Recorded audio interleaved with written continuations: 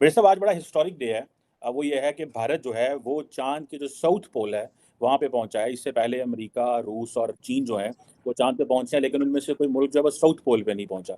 और मज़े की बात है कि ये जो सारे का सारा जो प्रोजेक्ट था, ये कोई इतना एक्सपेंसिव भी नहीं है, कोई 75 1 मिलियन डॉलर का था। बल्कि मैं देख रहा था कि जो इंडिया की जो टोटल स्पेस रिसर्च के हवाले से जो प्रोजेक्ट का जो बजट है वो 1.5 अरब डॉलर है। अमेरिका का 25 अरब डॉलर है। बिरस साहब, आप क्या देखते हैं आजकल? आज हम पाकिस्तान में भी डिस्कस कर रहे हैं और बहुत सारे लोग कंपैरिजन कर रहे हैं कि जी अमेरिका, इंडिया चांद पे पहुंच गया, हमने अभी टाइम पे आना नहीं पहुंचा। कई लोग कह रहे हैं कि जो हमारे रिसर्च रिलेटेड अदारे हैं वहाँ पे हमने रिटायर्ड फौजियों को बैठा दिया है या सर्विंग फौजियों को बैठा दिया है, सो वो लोग मौजूद नहीं है जिन लोगों की जो एक्सपर्टीज़ होनी चाहिए, या हमारी प्रायोरिटीज़ ठीक नहीं है। कई लोगों का कहना यह है कि अगर हम इन्वेस्टमेंट अपनी फ्यूचर में करें, रिसर्च में करें, इनोवेशन में करें, तो हम ये मुकाम दुनिया में हासिल कर सकते हैं। Barrister, what do you make of this day today? देखें जी, ये लोग तो अपने अपने ख्यालात का इजहार कर रहे हैं। इसमें ये बात दुरुस्त है कि पाकिस्तान का हर जो इम्पॉर्टेंट कोई डिपार्टमेंट है, उसके जो इम्पॉर्टेंट तरीन ओहदे होते हैं, वो बुनियादी तौर पे आप खुद ही देख लें कि कहीं ना कोई जो है वो रिटायर्ड मिलिट्री पर्सन जो है वो बैठा होता है। और ये शुरू से लेके एक रिवाज बन गया है as a matter of right, specifically general Zia के ज़माने से लेके। तो इसको आप यूँ समझ लें कि ये करप्शन की एक शक्ल है, जिसके कई डायमेंशंस हैं। एक तो आपके पास अगर कोई डिज़र्विंग पर्सन है उस महकमे के अंदर जिसकी सर्विसेज हैं या एक्सपर्टीज़ हैं, एक तो उसकी जो राइट बनता है वो डिनाई होता है, और ऊपर से एक आदमी जो ऑलरेडी सर्विस कर चुका, उसके लिए वो पेड ऑफ हो चुका, वो आके फिर दोबारा जो है एक ऐसी पोस्ट ऑक्यूपाई करता है। हालांकि उसको अपनी प्रीवियस पोस्ट से इसलिए एक्सक्यूज़ किया गया कि अब उसके अंदर वो सलाहियतें और वो चीज़ें नहीं हैं जिसकी कोई पोस्ट जो है वो डिमांड करती है। यानी कि आप खुद देख लेना, नफ़ी का कानून जिसको कहते हैं, कि आप आदमी को रिटायर्ड क्यों करते हैं?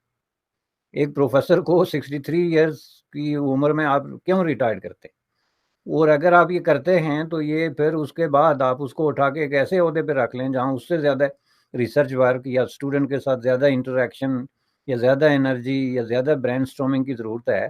तो इसका मतलब है कि फिर आपका जो पूरा सिस्टम है वो फ्लॉड है। लेकिन बहरहाल ये एक अलग बहस है। इस वक्त जो सेलिब्रेशन वो कर रही है जी, जो इस वक्त दुनिया के इंडिया का जो चौथा नंबर आ गया है मून लैंडिंग में, और पहला नंबर आ गया है जो साउथ पोल के हवाले से, तो जाहिर है इंडिया में एक बड़े पैमाने पे हो रहा है, सेलिब्रेशन हो रही है, पाकिस्तान में भी हो रही है। कुछ लोग हैं जो बुनियादी तौर पे इसके मुकाबले में भी खड़ा होने की कोशिश कर रहे हैं कि हमारा क्या है जी, कंपेयर कर रहे हैं, which is a good thing कि ठीक है, आप अगर इस तरीके से इंस्पायर होते हैं और समझते हैं कि आप कोई तरक्की कर सकते हैं या कोई नया रास्ता इख्तियार कर सकते हैं, तो वो भी ठीक है। लेकिन इसके अंदर इससे ज़्यादा जो है मुझे लगता है वो एक जेलसी और इस तरह का एक आंसर है। चूँकि देखें, ये साइंस और टेक्नोलॉजी की बात हो रही है। जो स्पेस पे जाने का, जो मून पे जाने का मसला है, ये क्वेश्चन है साइंस और टेक्नोलॉजी का। सवाल ये है कि पाकिस्तानी सोसाइटी में आपने साइंस और टेक्नोलॉजी को कितनी एक जगह दी हुई है? बुनियादी तौर पे जो है ना, एक वो जिसको कहते हैं ना धुतकारा हुआ इल्म या शोबा जो है, वो तो साइंस और टेक्नोलॉजी है। आप बेशक कितनी यूनिवर्सिटीज़ में कितनी साइंस और टेक्नोलॉजी की किताबें पढ़ा रहे हैं या उसके डिपार्टमेंट हैं या उस पे बजट लगा रहे हैं, लेकिन इनफैक्ट जो साइंस और टेक्नोलॉजी का जो ज़रूरियात हैं, उसके लिए जो बुनियादी एक एटीट्यूड की ज़रूरत है, वो पाकिस्तान में मिसिंग है। बुनियादी तौर पे पाकिस्तान की सोसाइटी जो है, वो बहुत ज़्यादा एक अनसाइंटिफिक किस्म का माइंड सेट का शिकार है, और उसका जो रिफ्लेक्शन है वो आपके तालीमी इदारों पे भी होता है। और ये सारी कहानी जाके जो है वो तालीमी इदारों से शुरू होती है। ये महज़ कोई एक सादा सा कोई उड़न खटोला जिसको आप कहते हैं, या कोई एक गाड़ी नहीं है उड़ने वाली कि उठा के ज़मीन से चाँद पे बैठा दी। ज़ाहिर है इसके पीछे एक पूरा एक तो एक्सपीरियंस होता है और एक साइंटिफिक माइंड होता है। आप देखें रशियन जो था वो स्पेस में उन्होंने यही चंद दिन पहले अटेम्प्ट की, वो नाकाम हो गए। इस तरह कई मुल्कों ने मुख्तलिफ तरीके से आज भी दुनिया में बेशुमार ऐसी कंपनीज हैं, मुल्क हैं जो ये कोशिश कर रहे हैं, लेकिन वो नहीं कर सकते। तो ये इसमें इंडिया ये कोशिश करने में कामयाब हुआ, तो ज़ाहिर है ये एक बड़ी अचीवमेंट है। और उसके पीछे साइंस और टेक्नोलॉजी है। जैसा कि हमने बार बार अर्ज़ किया कि जो इंटरनेशनल दुनिया है ग्लोब पे, इंडिया जो है वो साइंस और टेक्नोलॉजी के हवाले से अपने लिए एक स्पेस क्रिएट कर रहा है, बड़ी तेज़ी से कर रहा है। और ये एक उसकी एक ताज़ा तरीन मसाल जो है वो आपके सामने है। दूसरी तरफ रहा सवाल पाकिस्तान का, तो ये आपकी बात दुरुस्त है कि ये बजट की बात नहीं है کہ اگر یہ بجٹ کا مسئلہ ہوتا تو آپ نیوکلیئر ہتھیار کیسے حاصل کرتے یا بناتے یا جو بھی سچویشن ہے. ظاہر ہے وہ اس سے کہیں زیادہ ایکسپینسو، کہیں زیادہ مشکل، اور ہر اعتبار سے ایک بہت ہی زیادہ جو ہے وہ ایک چیلنجنگ قسم کا ٹاسک ہے ایز کمپیئر ٹو یہ تو آپ چاند پہ جانے کی کوشش کریں تو کوئی ملک آپ کی اگر مدد نہ کرے تو آپ کی مخالفت نہیں کرے گا. لیکن is not just about money. اس میں آپ یہ دیکھیں کہ جاپان جیسا ملک جو ہے ابھی ریسنٹلی اس میں ناکام ہو گیا، اسرائیل جیسا ملک جو ہے ابھی اس میں ریسنٹلی ناکام ہو گیا، اور یہ دونوں ملک جو ہیں سائنس اور ٹیکنالوجی کے حوالے سے ظاہر ہے کہ بہت آگے ہیں. ممکن ہے بعض معاملات میں انڈیا سے بھی آگے جا چکے ہیں، لیکن وہ اس میں ناکام ہو گئے. تو یہ جو ہوتا ہے ظاہر ہے انڈیا کی ایک لانگ سٹینڈنگ قسم کی سٹرگل ہے اس فیلڈ کو اسپیسیفکلی، جس کی وجہ سے وہ جو ہے وہ کامیاب ہوئے ہیں. رہا سوال یہ کہ اگر آپ کے پاس بجٹ بھی ہو یہ چیزیں ہو، دیکھیں ہم اس وقت ایک ایسے وقت پہ بات کر رہے ہیں کہ جس وقت جو ہے وہ انڈیا جو ہے وہ چاند پہ لینڈ کر رہا تھا یا ساؤتھ پول میں اتر کے تو ہسٹری بنا رہا تھا ایز اے فرسٹ کنٹری.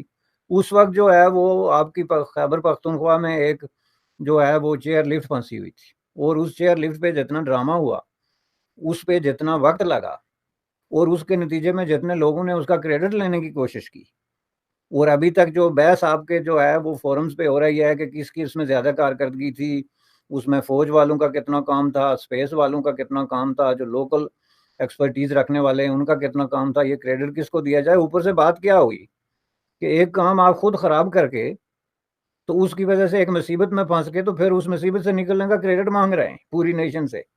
پہلی بات یہ ہے کہ آپ نے کیسے یہ کر لیا کہ ایک اتنے ریموٹ ایریے میں ایک چیئر لفٹ کی آپ نے اجازت دے دی بغیر اس کی جو پراپر سیفٹیز جو پروٹوکول ہے انٹرنیشنل.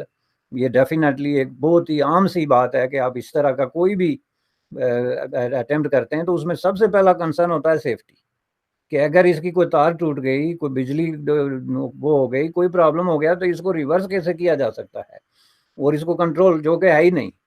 تو آپ نے چیئر لفٹ کی اجازت دے دی. اب یہ آپ کی سائنس اور ٹیکنالوجی کی ترقی کے ساتھ ساتھ آپ کا جو مائنڈ سیٹ ہے اور سائنس اور ٹیکنالوجی کا جو استعمال ہے اس کی طرف جو ہے وہ کرتا ہے. اب بات یہ ہے کہ پاکستان کے اسکولوں اور یونیورسٹیز میں کہیں لوگ گزشتہ 30-35 سال سے پیٹ رہے ہیں کہ جو ہے وہ سائنس اور ٹیکنالوجی کے نام پہ جو ہے وہ اسلامیات پڑھائی جاتی ہے.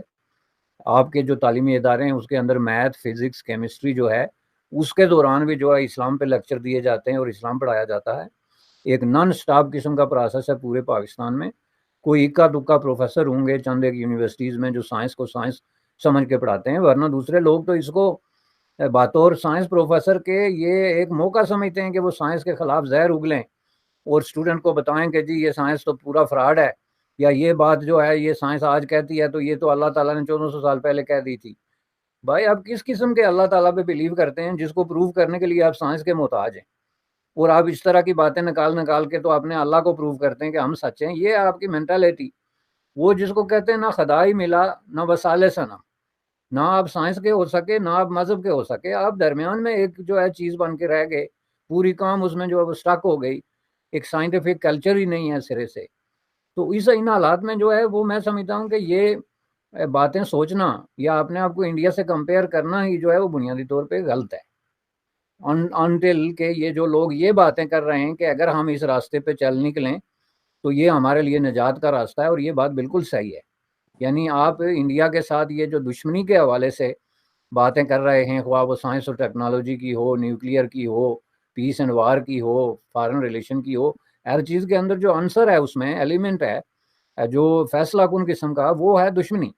تو اس کو نکال کے تو اگر آپ یہ کہیں کہ نہیں جی ہم ایک سویڈن یا ناروے ٹائپ ملک بننا چاہتے ہیں، ہم سائنس اور ٹیکنالوجی میں ترقی کرنا چاہتے ہیں، ہم اسپیس پہ جانا چاہتے ہیں، ہم تمام جو پازیٹیو اچیومنٹس ہیں بانی نو انسانیت کی اس پہ جو ہے وہ کرنا چاہتے ہیں، تو اس میں انڈیا آپ کی مخالفت کے بجائے آپ کی مدد کرے گا. اس میں جو انڈیا کی سائنس اور ٹیکنالوجی کی ترقی ہے اس سے آپ استفادہ کر سکتے ہیں. جس طرح کچھ لوگ اب انڈیا سے جو ہے وہ سائنس اور ٹیکنالوجی کی کتابیں سمگل کر کے پڑھتے ہیں.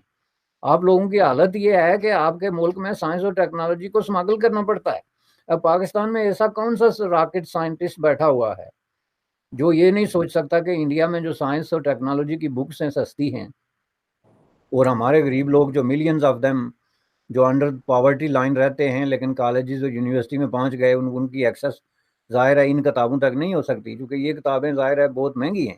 تو بجائے اس کے کہ ہم اس کے لیے کوئی راستہ نکالیں اور لیگلی انڈیا سے یہ کتابیں ہم امپورٹ یا ری پرنٹ کا کوئی، وہ سمگلنگ کا ایک راستہ ہے. افغانستان کے ساتھ آپ کی سمگلنگ کا ایک راستہ ہے، ایران کے ساتھ آپ کی سمگلنگ کا ایک راستہ ہے.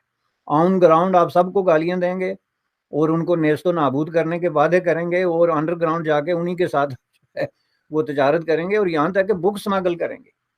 تو ان حالات میں یہ پرابلم ہے ہمارا کہ مائنڈ